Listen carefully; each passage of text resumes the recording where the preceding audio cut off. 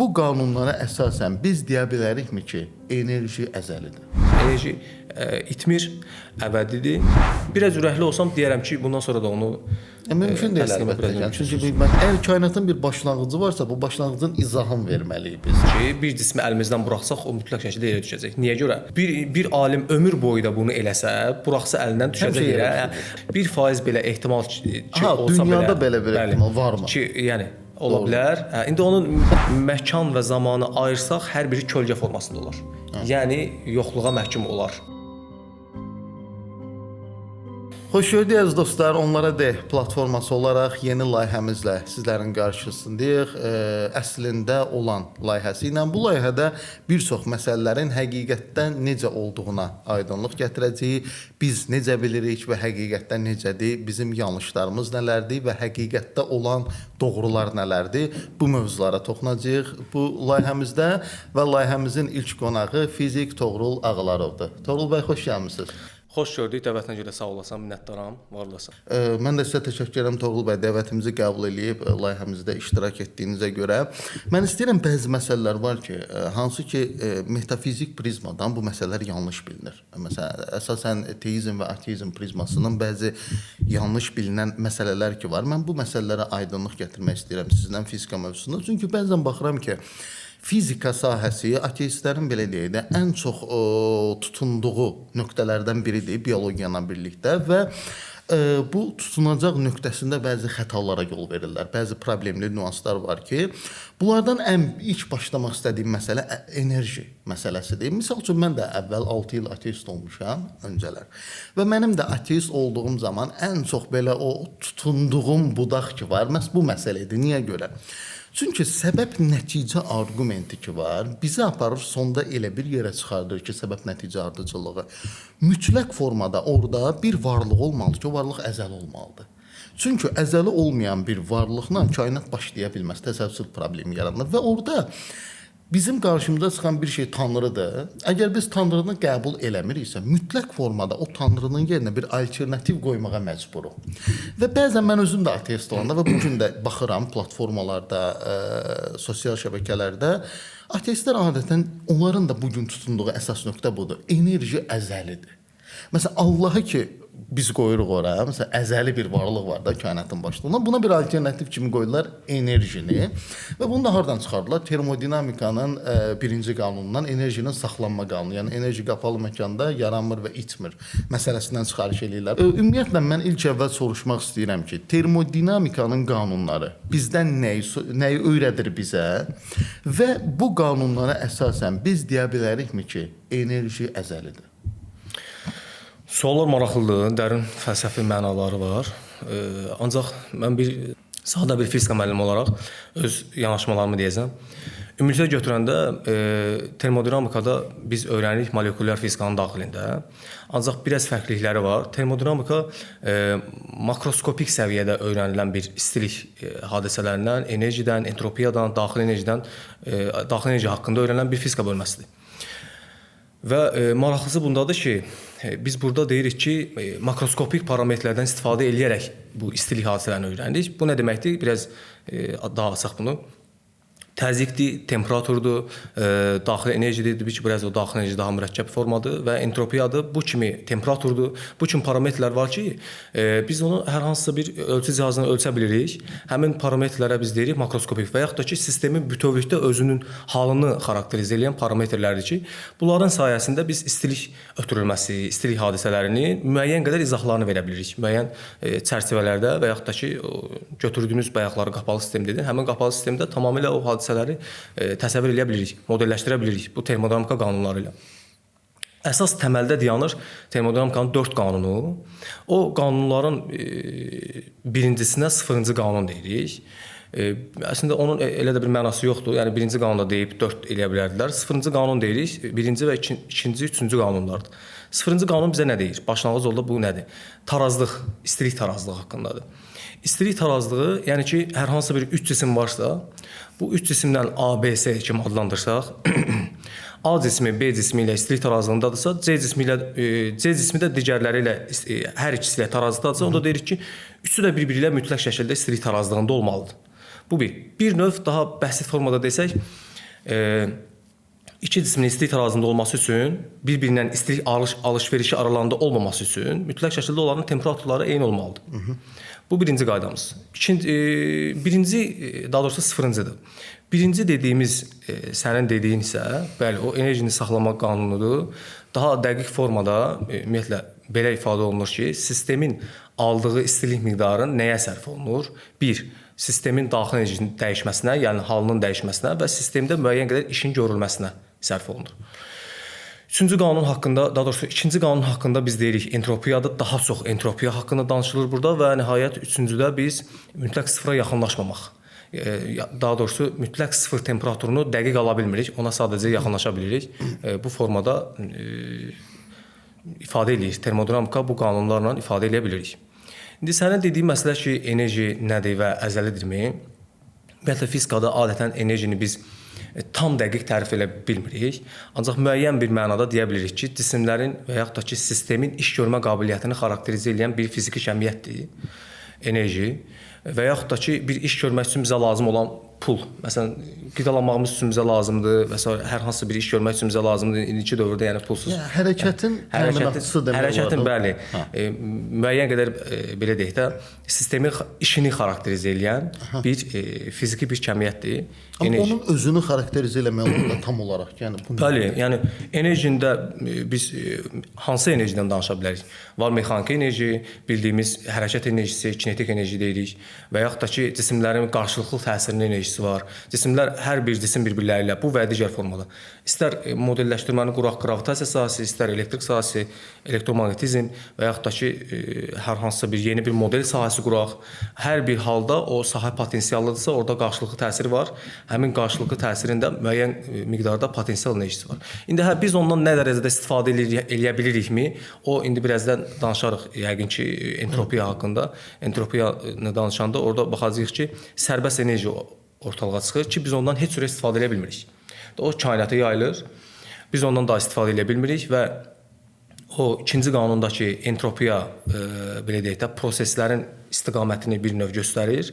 Entropiya daim müsbət istiqamətdədir və bir növ hər şey nizamdan dağılma istiqamətinə meyillidir. Süquta doğru gedir hər şey. Meyillidir. Bu istiqamətə daha meyillidir. Entropiya ya sabit olmalıdır, ya da entropiya müsbətə doğru getməlidir, artan olmalıdır və özünün pik həddini alır harda? Özünün maksimum həddini alır tarazlıq vəziyyətinə çatanda və yaxud da ki, sistemin potensial enerjisinin sıfır vəziyyətinə çatan halında.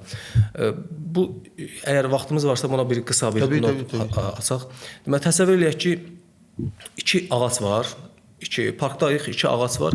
İki ağac arasındakı məsafə müəyyən qədər 3 metrdir. Bu ağaclar arasındakı məsafədən biraz daha böyük bir əlimizdə hər hansı bir zəncir, ip və yaxud da ki, nəsə bir şey olsun ki, biz o iki ağacı aralarında bağlayaq. Bu zəncirlə bağladıq. Bu zəncirin hansı formada olacağını təxmin edə bilərik. Yəni, sonsuz sayda forma varkən, zəncirin dayana biləcəyi sonsuz sayda forma varkən, amma hər dəfəsində biz ölçüm eləyəndə biz buraxsaq, zəncirin bir təxmini olaraq xəta eləyə bilərəm, parabolik bir formada dayanacağını gözləyirik. Səbəb o formada sistem minimum potensial enerji halında olur. O sistemi buraxdığımız an, məsələn, nizam halından ki, buraxdığımız andan potensial enerji minimum olan hal nədir? Onun həmin vəziyyətdə dayanmağı. İndi orada minimum enerji səviyyətinə çalışır da. Minimum potensial enerji səviyyəsində dayanmalıdır. Yəni həmin vəziyyətdə kinetik enerji. Çox üzr istəyirəm. Bunu planetlərin o kürə şəkilli olmasını da bunu əsaslandırır. Onunla izah eləyə bilirik. Potensial enerji mütləq minimum olmalıdır. Yəni ən minimum enerji kürəyə gedir də. Ona görə planetlərin fundamental qarşılıqlı təsirdir deyənə. Yəni biz belə deyək də ən fundamental qanunlarından biridir ki, potensial enerji hökmən sıfır vəziyyətində olmalıdır. Yəni bu gördük hökmən dediyim, yəni hökmən deyil. Yəni fizikada hökmən sözü biraz təhlükəlidir. O sözü ataq belə nəzərə o sözü demədim varsa ya.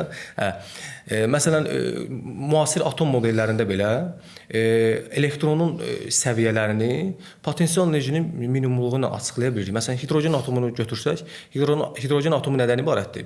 Nüvədə bir proton və ətrafında hərəkət edən elektrondur. Elektrona müəyyən səviyyədə enerji versək, elektron nüvənin ətrafında ətrafında müəyyən səviyyədə qalxıb və enmə, bu qalxma enmə dırnaq içində deyirəm, təbii ki, o modeli izah eləmək üçün müəyyən səviyyədə qalxıb və anidən enmə, keçmiş klassik atom modelindən danışırıq. Fikir verirsə yenidən qayıdır, təzədən müəyyən səviyyədə müəyyən o özünün kritik bir R0 dəyəri var. Həmin səviyyədə yenə sabitləşir və şeyin ətrafında, nüvənin ətrafında dönmə hərəkəti verir. Həmin o sabit səviyyədə potensial enerjinin sıfır olduğu səviyyədir. Çəkdiyim o iki ağac arasındakı zəncirin parabolik vəziyyətdə dayanması, bunlar hamısı təbiətin öz göstəricisidir. Bu formada dayanır. Belə proseslər bu formada baş verir. Biz bunu görürük, vizual olaraq təcrübələrdən biz bunu görürük. O ki qaldı entropiyaya, hansı ki ikinci qanun dediyimiz entropiyadır. Entropiya xaotikliyin bir ölçüsüdür. Belə deyək, xaotikliyin bir ölçüsüdür. Hər bir şey ona doğru gedir deyənə və yaxud da ki, bu və ya digər formada ona meyillidir. Xaotikliyə, dağılmağa doğru gedir, dağılmağa meyillidir. Və bu meyillilik artdıqca işin ən maraqlı məqamı odur ki, istifadə oluna bilən enerji azalır. İstifadə oluna bilən enerji azalır. Kainatda azalır bu. Bəli. Enerji kainata yayılma forması olur. Həmin yayıldığı üçün entropiya artır. Artdığı üçün istifadə edə biləcəyimiz bizə lazım olan hansı ki iş görmə qabiliyyəti ki oradan gəlir, həmin enerjinin dəyəri azalmış olur. Mütləq şəkildə bunu bir tərəfdən də belə izah edə bilərik ki, əlimizdə müəyyən enerji varsa, o enerjinin tamamını işə sərf edə bilməyimiz mümkün deyil. Heç cür onu biz tamamını elə bir maşın mexanizmdə isə zaten elə termodinamikanın əsas qanunlarına çıxan nəticə də oldu. Əlimizdə müəyyən qədər məsələn deyirəm atıram 100 zol enerji var. Məsələn deyirəm. Bu 100 zol enerjinin 98-nə qədər yaxınlaşa bilərik, amma 2% mütləq şəkildə sərbəst enerji formasında kainat ötürülməlidir. İtəcək. Və itəcək, bu da təbii ki entropiyanın davamlı olaraq İtəcək deyəndə yox olmur da, sadəcə dağılır. İtəcək nə mənada deyə bilərik? Qorxmaq lazım deyil bu sözdən. İtəcək deyə bilirik. Sadəcə amma müəyyən çərçivə daxilində. Yox olma prosesi var ümumiyyətlə, yoxsa yox olma deyil. Biz baxır nəyə baxırıq da? Məsələn, deyirik ki, mən əlimdə bir cisim var. Hazırda masanın üzərinə atıram. O cismə müəyyən bir başlanğıc sürət verdim. Doğrudurmu? O cismə başlanğıc sürət vermək nə deməkdir? Ona bir kinetik enerji qazandırdım. Bəli. O kinetik enerji qazandırmağım nəyə sərf olunur? Cisimlə səth arasındakı molekulyar potensial enerji və o sərf olunur o potensial enerjiyə və yaxud da ki sürtünmə nəticəsində sürtünmə qüvvəsi cisim üzərində iş görür müəyyən bir miqdarda. Sürtünmə qüvvəsi də dırnaq içində parazit qüvvə. Mən bunu həmişə deyəndə uşaqlar həmişə gülür. Parazit qüvvə nədir müəllim? Belə bir şey. Bu sadəcə öz adlandırmamdır. Parazit qüvvədir. Nəyə görə? Sistemin enerjisini yeyir. Bu tip qüvvələr var. Qeyri-konservativ olan qüvvələrdir. Nə oldu? Var olan əvvəldə bir enerjimiz var idi. Kinetik enerji adlandırmışdıq. Müəyyən bir müddətdən sonra nəyə çevrildiyi maraqlı deyil, amma kinetik enerji dayandı, olmadı, sıfırlandı. Biz deyirik ki, artıq baxılan halda söhbət ümumidən getmir. Baxılan halda kinetik enerjini sıfırladım da, bu halda mən itmə bu halda deyirəm. Amma ümumilikdə götürəndə, ümumi o söz var, o məşhur söz, böyük rəsmə baxanda enerji itmir, əbədidir. Sadəcə bir növdən başqa növə amma ancaq qapalı sistem üçün aiddir də. Qapalı sistem dedin, kainata da bütöv bir sistem kimi götürsək, itmir, bir növdən yalnız başqa növə çevrilməsi mümkündür. Bu enerjini saxlama qanunudur və tətbiqlərdə də görürük ki, bu həqiqətən də doğrudur. Sıfırdan da enerji yaratmaq mümkün deyil də, ancaq enerji hal dəyişir, düzdürmü? Hə, enerji hal dəyişir. İndi bax burada məsələn bu ateistlərin ən çox çaşqınlığa düşdüyü yer buradır, bu hissə ki, sıfırdan enerji yaratmaq olmur, enerji ancaq hal dəyişir. Bu dəlildirmi ki, enerji əzəlidir? O istəyirsiniz adına ateist deyin, istəyirsiniz adına müsəlman deyin, istəyirsiniz adına nə deyirsinizsə deyin. Kimin şəxsin dediyi fikirlərdirsə, onun öz dediyi fikirlərdir, ona da hörmətlə yanaşaq, amma elə şeyin dəqiqliyini qəbul etməməliyik də. Yəni bu dəqiq belə bir şey yoxdur. Xeyr, yəni belə bir şey var, amma ki tam dəqiqdirmi, o sual altındadır. Yəni subyektiv fikirlərdir. Subyektiv fikirlərdir, fiziklər var, hərəsi bir cür fikirlər deyir.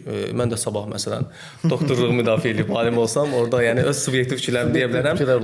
Hər kəs elə bir mövzuya toxunmusan ki, o mövzuda hər bir insan öz fikirlərini deyə bilir. Buna çəkinmədən. Amma gəlsək ki, gəl entropiyanın nədənini izah elə. Entropiya nədir? Əslində Bosman nə deyirdi? Nə formada riyazi modelləşmə edirdi?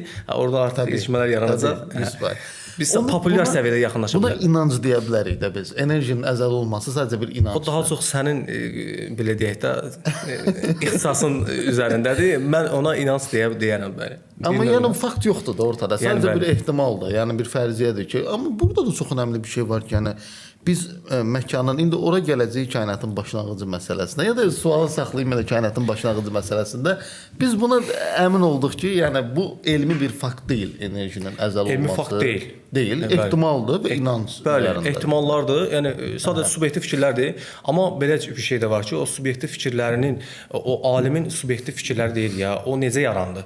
Məsələn, müəyyən heç bir alim durduq yerə söhbət həqiqi fizikdən Hansı gedir. müşahidədən Hansı müşahidələr, laboratoriya nəticəsində deyə bilər, bunu bu qənaətə gələ bilər, amma yenə də onun gəldiyi qənaət tam doğru deyil. elmi fakt deyil. Bəli. Heç nəzəriyyə də, hipotez də sadəcə. Nəzəriyyə başqa şeydir, hipotez özün də tam hipotez demək doğru olar qeyd buna. elədin. Hipotez nədir? Fərziyyə deməkdir. Bəli, bəli. Əgər o fərziyələr alimin öngördüyü fərziyələr laboratoriyada öz təsdiqini tapırsa, biz ona artıq nəzəriyyə adını veririk və kitablarda tirajlayırıq, satırıq. Amma bu enerjinin əzəli olması hələ ki hipotezdir. Hələ ki, bəli, hipotezdir. Yəni hələ ki deyim, biraz ürəkli olsam deyərəm ki, bundan sonra da onu Mümkün deyil təsdiq əlbəttə. etmək Yəni, çünki Big Bang-dən əvvələ getmək, onun əzəlini göstərmək.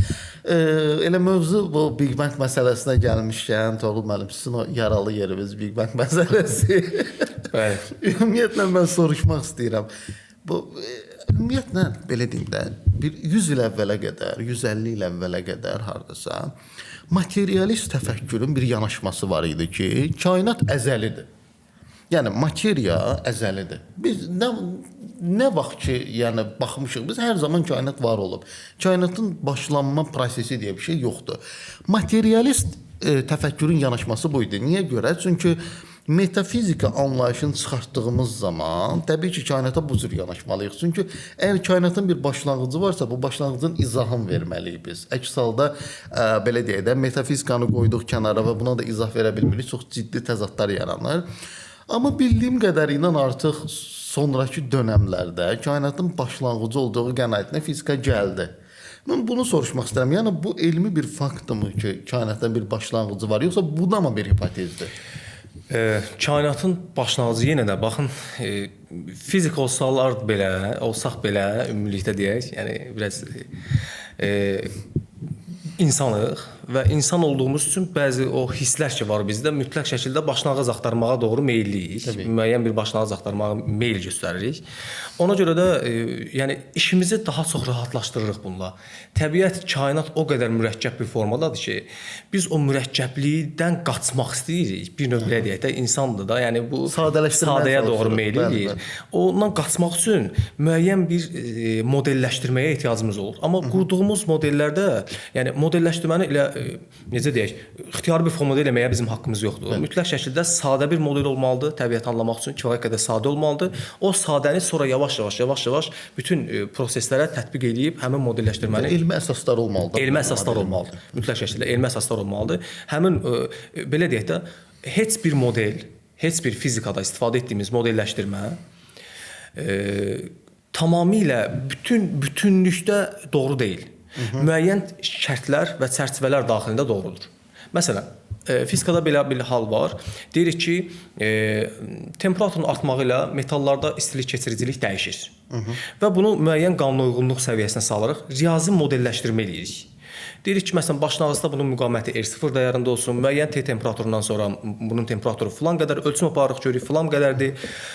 Amma indi biz bunu riyazi modelləşdirməyə gətirəndə, sağ olsun Newtondan sonraki hallar ki, riyazi hesabatlar ki gəldi, onun sayəsində biz çox gözəl müəyyən çərçivələr daxilində dırnaq içində dəqiq, tam dəqiq deyək də belə dəqiq formada biz ölçüm apara bilirik ki, bu metal filan qədər qızdıranda müqaviməti bu qədər dəyişir.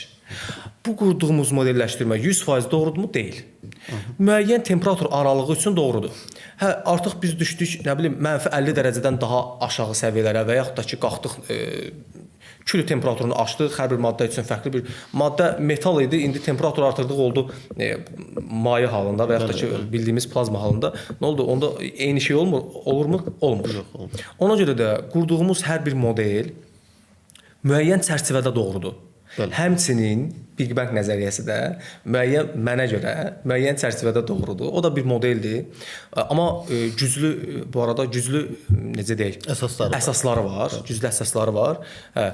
Bunun sayəsində də bir modelləşdirməyə qurmağa ehtiyacımız var. Məsələn, o ehtiyacdan yaranan bir nəticədir ki, o modeli qurmalıyıq. Bu gün məsələn biz kainata baxanda bunun genişlədiyini görürük də, bildiyim qədərilə. Yəni bunu zamanı geri çəksək yenə də o ana gəlib çıxarır. O şey edə bilmirik, zamanı geri çəkə bilmirik. Çünki entropiya daima irəli doğrudur. Yox, fərziyyə olaraq səksəkdə. Yəni elə bilin ki, biz bu dəqiqə kainata bir video kimi baxırıq və videonu geri çəkirik. Bu nəticədə ağıl bizə deyir ki, bu bir nöqtəyə birləşməlidir də. Bilmirəm, razısınız məndən yoxsa. O videonu geri çəkmək məsələsi də zamanda geri getmə məsələsindən tamam biraz fərqlənir. Yəni elə danışım sabah sonra məni topa tutmasınlar. Ondan biraz fərqləri var. Demirəm mən. Mən ağlın çıxarışını deyirəm. Məsələn, tutalım ki, deyirəm də mən bura məsələn 1 kilo duz səpdim stolun üzərinə. Və o prosesin ortasında biz duzların stolun kənarlarına doğru hərəkət etdiyini görürük və biz bunu ağıl bizə deyir ki, bu geri çəkilsə bir yerdə cəmlənməlidir. Yəni bəli, əgər geri çəkilsə mənə elə gəlir ki, orada enerji saxlanması qanunu pozulmaz. Enerjinin saxlama qanunu da pozulmaz heç dediyin şeydə. Əgər o proses baş versə ki, biz onu görmürük. Baş versə, zaten elmdə məsələ budur da, yəni proses daha çox nə cür təkrarlanırsa, o formada da biz deyirik ki, hə, artıq dəqiqliyinə əmin oluruq ki, bir cismi əlimizdən buraxsaq, o mütləq şəkildə yerə düşəcək. Niyə görə? Çünki daimi olaraq təcrübə aparırıq. Görürük ki, bir alim ömür boyu da bunu eləsə, buraxsa əlindən düşəcək yerə. Ancaq bu bütün zamanlar üçün doğrudur. O biraz şübhə altındadır. Gravitasiya sahəsində 1% belə ehtimal, bəli, 1% belə ehtimal, yox çıxmasaq belə də. 1% belə ehtimal ki, olsa belə. Dünyada belə bir ehtimal varmı? Ki, yəni ola bilər.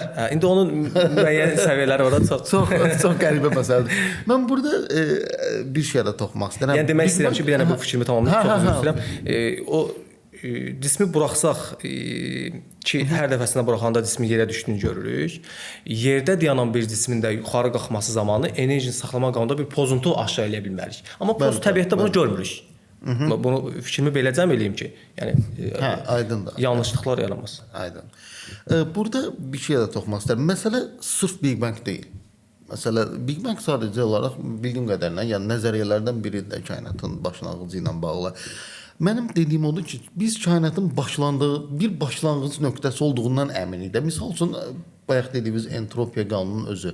Yəni məsələn o enerji, məsələn belə deyək də, o istifadə olunan enerji azalması belə varsa, bu yenə də bunun bir başlanğıcdan bir sona doğru getdiyini göstərir deyə düşünürəm mən. Bir növ bu şəxsi fikrimdir, razılaşıram sizdən.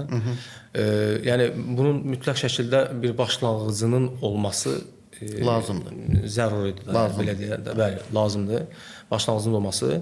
O bayaqları qeyd etdiyiniz məsələ də var idi. Dediniz yoxluqdan yaranma məsələsi. İndi orada yoxluq deyəndə enerjinin yoxluqdan yaranması. Yoxluq deyəndə nəyi nəzərdə tuturuq? Bu da önəmlidir.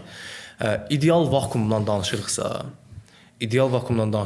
yenə də deyirəm, bu sadəcə populyar səviyyədə danışdığımız bir şeydir. Yoxluq deyəndə mən o sualda qeyd eləmişəm, o suala da gəlmək istəyirəm. O yoxluq və heçlik məsələsi də. Ona görə kəsdim ki, həmin suala gəlirik zaten. Daha ətraflı danışaq bundan bağlı, çünki vacibdir. Baxın, məsələn, bu kainatın ki, başlanğıcı çıxdı ortaya. Məsələn, əvvəl əzəli girdi. Misal üçün, materialist təfəkkür. Və sonra biz baxdıq ki, kainatın bir başlanğıcı var və artıq nə oldu? Materialist təfəkkürün üzərinə bir məsuliyyət gəldi ki, biz bu başlanğıcı izah eləməliyik. Tək materialist təfəkkür yox, amma science-ın da, elmin də üzərinə gələn bir məsuliyyət idi. Düşüncə olaraq materializm deyirəm, amma ümumiyyətlə təbii ki, bu elmin də məcbur olduğu bir şeydir bu izah. Və buna bir izah verməyə çalışdılar müasir dövrdə. Məsələn, Lawrence Krauss'un gətirdiyi bir iddia var. Heç yoxdan bir kainat və yaxud heçlikdən bir kainat. İndi burada Lawrence Krauss iddia eləməyə çalışır ki, əslində kainat heç bir səbəb olmadan, yəni necə ki, belə deyək də, metafizikaya bağlayan kəslər ki var, idealist kəsim ki var, metafizikaya bağlayır. Bunun əksinə olaraq materialist, misal üçün Lawrence Krauss deyir ki, kainatın başlanğıcı üçün əslində bir səbəbə ehtiyac yoxdur. Kainat əslində heçlikdən yarana bilər. Mən burada soruşmaq istədim. Bayaq dedilər yoxluqdan, heçlikdən yaranma məsələsi. Burada heçlik deyəndə ümumiyyətlə qəsd olunan nədir? Yəni bu ümumiyyətlə heç nəyin olmamağıdırmı, yoxsa bir şey varmı orada? Və bu səbəbsiz yaranma mümkündürmü fiziki olaraq? Belə deyək, yenə də bayaqki cümləni davam elətdirim sualınıza əsasən. Yoxluq deyəndə nə nəzərdə tuturuq? Bəli. İdeal vakuumu nəzərdə tuturuq. İdeal vakuum nəzərdə tuturuqsa, bir məkan və zamandan ibarət modelləşdirdiyimiz bir ideal vakuumla nəzərdə tuturuqsa, onu belə biz tam olaraq heçlik deyə bilmərik. Bəli. Heçlik deyə bilmərik.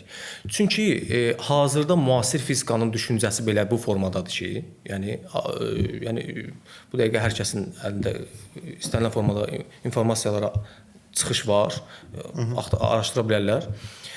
Məsələ bundan ibarətdir ki, hazırda, müasir dövrdə indi dediyimiz kvant sahə fluktasiyaları deyilən bir anlayış var. O nədir? Fluktasiya ümumiyyətlə dalğalanma, bir şeydən kənara çıxma, mənim öz düşüncəm dırnaq içində qaynama, nədirsə bir, məsələn, ideal bir su səthi yoxdur. Fluktasiya o su səthində hər hansısa bir suyun daha çox bir hissəsində enerjinin olub, gəlib o suyun güzgü səthi deyirlər əvvəllər, okeanın güzgü səthi. Güzgü səthinin qabartması və təzyin edən o güzgü səthi əmələ gətirməsi bu fluktasiyadır. Yəni bir növ enerji qaynamaları. Hazırki modelimiz də bunu deyir ki, dediyimiz ideal vakuum ki var, orada o ideal vakuum dediyimiz heçlikdən ibarət deyil. Bəli, bir şeylər var. Mütləq şəkildə bir enerji fluktasiyalarından ibarətdir. Enerji fluktasiyaları, enerji qaynamaları. Bir növ bunu necə izah edə bilərik? Biraz bunun haqqında danışa bilərəm. Aha, əlbəttə. Bu sırf öz şəxsi fikrimdir. Yenə deyirəm, özüm bunu modelləşdirdiyim üçün ola bilsin ki, müəyyən qədər xətalar da ola bilər. Sadəcə işin ümumi ana məğzini izah etmək üçün deyirəm bunu. Biraz ürək istəyir bu şeylərdə danışmaq biraz çətindir. Məsələn belə deyək də, yerə baxırıq, yer kürəsinin, yer səthinə baxsaq, müəyyən geyzerlərin və yaxud da ki, vulkanların püskürdüyünü və sair və yaxud görə bilərik. Eyni şeydə vakuum dediyimiz halda fəza və zamanın və yaxud da ki, məkan və zamandakı fluktasiyalarda bu geyzer kimi, vulkan kimi bunu modelləşdirə bilərik. Yəni səbəbsiz baş verə bilirmi bu vulkan? Səbəbsiz baş verə bilirmi bu geyzer? Bu enerji fluktasiyaları səbəbsiz baş verə bilirmi? Xeyr, səbəbsiz baş vermir təbii ki, hər birində mütləq şəkildə. Bunu bizim bilməməyimiz, müasir fizikanın bilməməyi də şey deyil. Məsələn, ola bilsin ki, hazırda müasir fizika onun səbəbini bilmir, amma onun varlığının belə deyək də olmaması anlamına gəlmir. Təbii, onun səbəbinin olmamasının anlamına gəlmir. Bu fluktasiyanı müəyyən səviyyədə ümid edirəm ki, açıqlaya bildiyim ən sadə formada təbii ki. Dalğalanma kimi də belə. Bir növ kənara çıxmalar, qaynamalar, dalğalanmalardır ki, onu da necə modelləşdiririk? Deyirik ki, virtual zərrəciklər ortaya atırıq. Müşahidə edə bilməyəcəyimiz, təbii ki, biz ümumiyyətlə bioloji olaraq biz onu hiss edə bilmərik. Bizim imkanlarımız o dərəcədə deyil. Təbii. Amma texnikadan, hazırki müasir texnika belə yüksək həssaslıqla belə biz o virtual zərrəcikləri türklər demiş gözləməyə bilmirik. O virtual zərrəcik dediyim nədir? Onu da bir balaca açmaq istəyirəm. Elektron və pozitron kimi zərrəciklər var. Elektron və pozitron bu arada elektronun əksizidir, belə bir forma deyirik. Biri mənfi yüklüdür, digəri müsbət yüklüdür. Elektron və pozitron cütləri yaranır və dərhal yox olur. Modeli belə qururuq. Ona görə ona kvant fluktasiyası deyirik, yəni dalğalanması deyirik. Bu ideal vakuumda belə bu baş verir. İdeal vakuumda belə hazırki model onu deyir ki, yenə də deyirəm, bu tam doğrudur, bu deyil. Sadəcə modeli izah edirəm.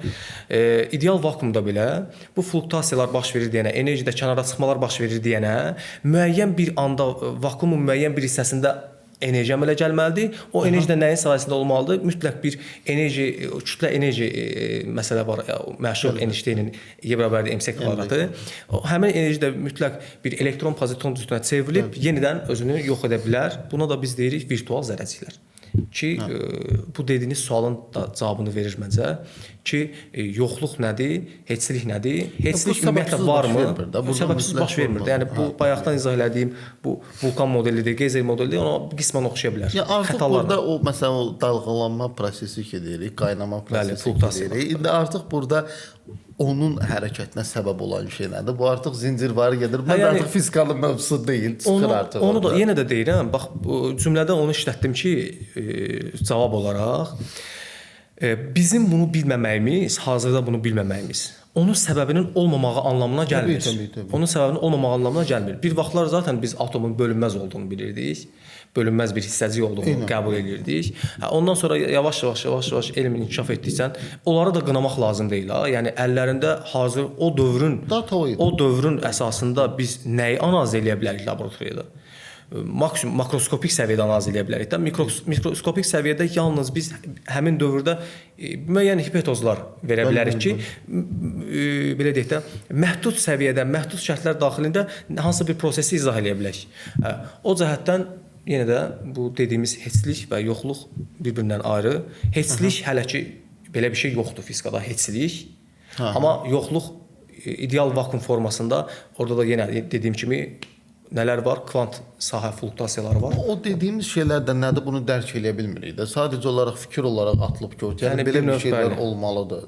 Yəni kvantdan danışmaq özü bir böyük bir xətadır. Yox, təbii qaynat yaranıbsa, yəni bu olmalıdır iddiası var sadəcə.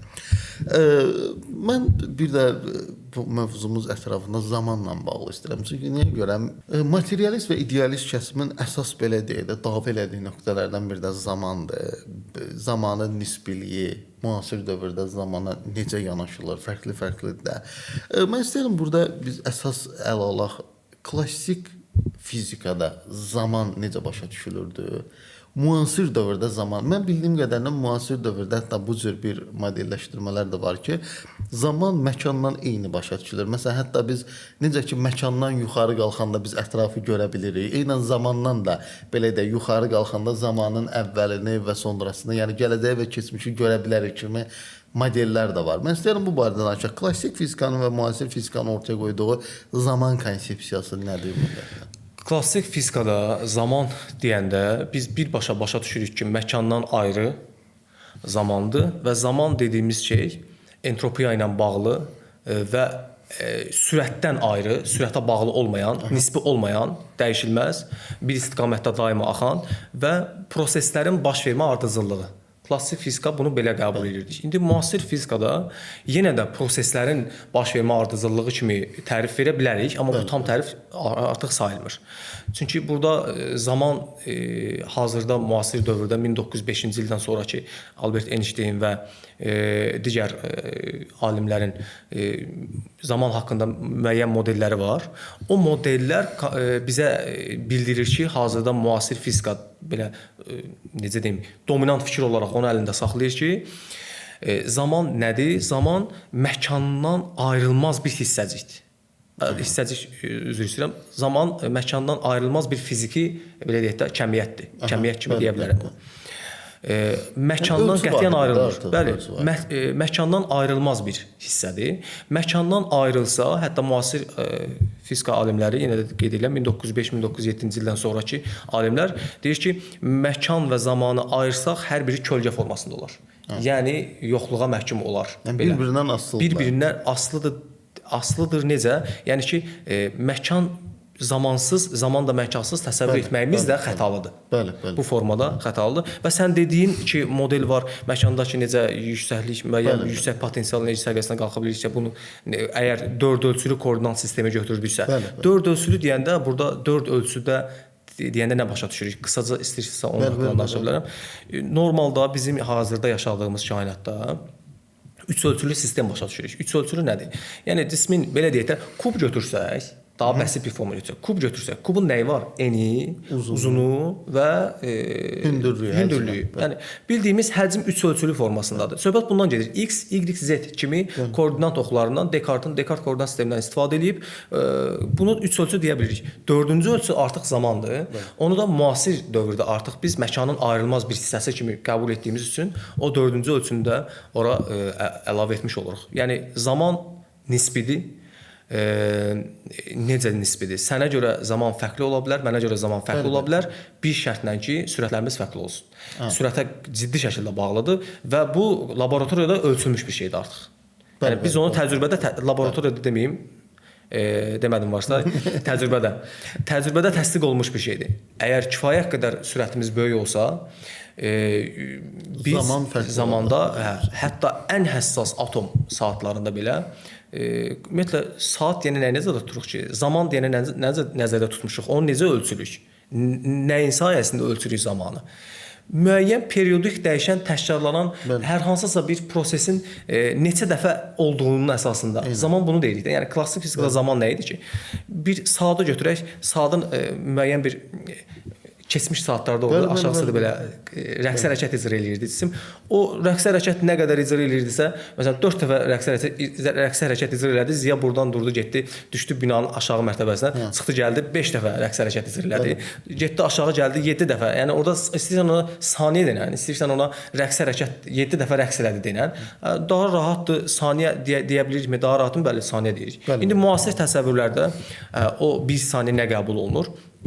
Artıq müəyyən səhv etmirəmsə sezium atomudur. Sezium atomunun artıq müasir dövrdə biz bilirik ki, enerji porsiyalarla, kvantlarla ətrafa yayılır və yaxud da ki, udulanda da yenə porsiyalarla udulur.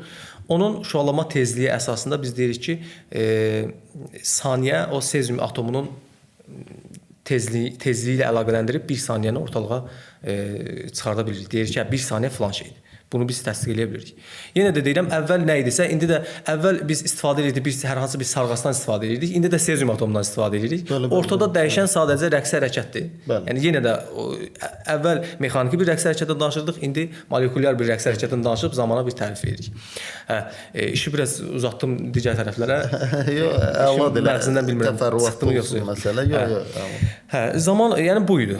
İndi sən dediyin ki, məsələ zamanda da məkan kimi bu iş eləyə bilərikmi? Buna yox cavab verməyə haqqım yoxdur. Yox deyə bilmərəm. Amma konkret olaraq hə də deyə bilmirəm. Belə bir alimlərin görüşü var. Hətta alimlərin belə bir görüşü var ki, biz zamanda o entropiyanın daima artması ki var. O bizə zamanda geriyə imkanı vermir, amma irəlini biz mümkündür. Müxtəlif təcrübələrlə bunu görə bilirik. Az zaman ərzində bir neçə mikrosaniyə olsa belə bu mümkündür. Bu olur. İndi gündəlik həyatda sürət fərqimiz o qədər də böyük olmadığı üçün biz onu kəskin şəkildə hiss edə bilmirik. Bizim bioloji imkanlarımız buna imkan verir. Məsələn, bioloji imkanlar deyəndə necə tuturam? Görməyimiz ki, məhdud səviyyədə biz görürük, eşitməyimiz ki, məhdud səviyyədə eşidirik.